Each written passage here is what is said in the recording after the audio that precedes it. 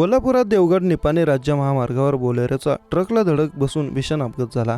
या अपघातात एका गावातील 3 तरुणांचं जागीच निधन झालं तर 4 जण जखमी झाले आहेत। सर्वजण सोळांकूर गावचे असून ऐन गणेश उत्सवात झालेल्या अपघाताने गावावर शोककळा पसरली। राधानगरी तालुक्यातील सरवडे मांगेवाडी येथे शिवमुद्रा हॉटेलजवळ रात्री 12:30 वाजता बोलेरो गाडीने ट्रकला धडक दिली। ही धडक इतकी भीषण होती की बोलेरोचा चक्काचूर झाला आहे। अपघातात 4 गंभीर जखमी झाले आहेत। त्यांच्यावर कोल्हापुरात उपचार केले जात आहेत।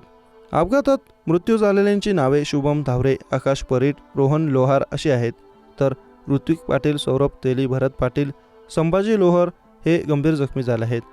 गारगोटीहून सोळांकूरला येत असताना बोलेरोची कोकणातून येणाऱ्या ट्रकला धडक दिली।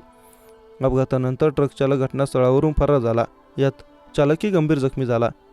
जखमींना घेऊन जात असताना रुग्णवाहिकेतील लोकांनी ट्रकला ओळखलं आणि ट्रक चालकाला पकडून पोलिसांच्या ताब्यात दिलं। सोळांकूर गावातले 6 जण कामासाठी गारगोटीला गेले होते। काम आटोपून ते रात्री उशिरा घरी येताना मुदाळ तिट्यावर संभाजी लोहार हे त्यांच्या गाडीत बसले। तिथून पुढे आल्यावर रस्त्यावर हा भीषण अपघात झाला। अपघातानंतर दृश्य अंगावर काटा आणणारं होतं। अपघातात बोलेरो चालक शुभम धावरे यांचं शरीर धडावेगळं झालं होतं। मृतांच्या कुटुंबियांचा आक्रोश मन हेलवणारा होता। अपघातात मृत्युमुखी पडलेल्यांचे मृतदेह शवविच्छेदन करून कुटुंबियांच्या ताब्यात देण्यात आलं। गणेश उत्सवात घडलेल्या घटनेने गावावर शोककळा पसरली।